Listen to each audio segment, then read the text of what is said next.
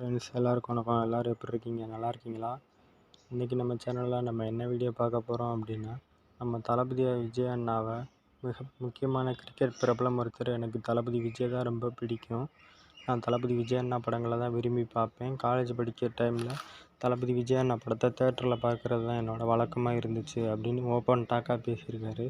அந்த கிரிக்கெட் பிளவரம் யார், அவர் என்ன சொல்லியிருக்காரு அப்படிங்கிறத பற்றி தான் தெளிவாக இன்றைக்கி வீடியோவில் பார்க்க இருக்கிறோம். அதுக்கு முன்னாடி நம்ம சேனலுக்கு இன்றைக்கி யாராவது புதுசாக வந்திருந்தீங்க அப்படின்னா மறக்காமல் நம்ம சேனலை சப்ஸ்கிரைப் பண்ணிட்டு பாருங்கள்.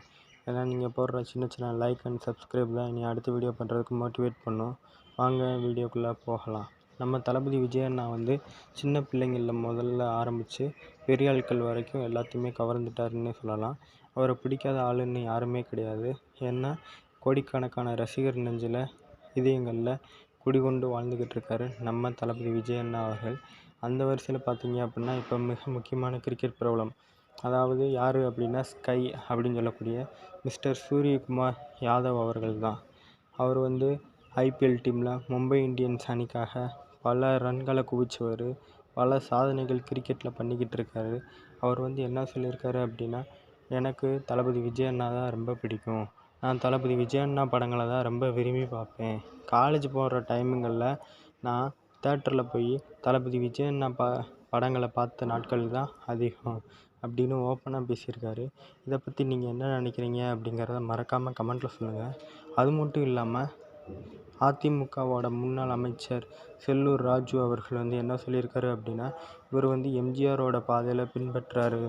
எம்ஜிஆர் எப்படி படத்தில் நடித்து சம்பாதிச்ச பணத்தை மக்களுக்கும் மாணவர்களுக்கும் செலவழித்தாரோ அதே மாதிரி தான் இப்போது நம்ம தளபதி விஜய் அண்ணா அவர்களும் தான் படத்தில் நடித்து சம்பாதிச்ச பணத்தை எல்லாத்தையுமே மக்களுக்காகவும் மாணவர்களுக்காகவும் செலவு செய்கிறாரு. இதைத்தான் அவர் நோக்கமாக வச்சுருக்காரு அப்படின்னு செல்லூர் ராஜு அவர்கள் தெரிவிச்சிருக்காரு.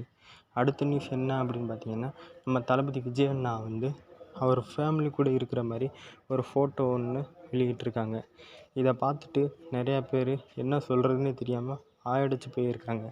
ஏன் அப்படின்னு கேட்டிங்கன்னா, நிறையா பேர் என்ன சொல்லிகிட்டு இருந்தாங்க, தளபதி விஜய் அண்ணா ஃபேமிலி கூட பேச மாட்டார், அவங்க அப்பாவுக்கும் அவருக்கும் சண்டை, அவங்க அம்மா கூட பேச மாட்டார், அரசியல் கட்சிக்கு வந்தது யாருக்கும் பிடிக்கல, அதனால் ஃபேமிலியில் குளறுபடி ஆயிடுச்சு, ஃபேமிலியில் ப்ராப்ளம் போய்கிட்டு இருக்கு, அப்படி இப்படின்னு ஏகப்பட்ட வதந்திகளை பரப்புனாங்க.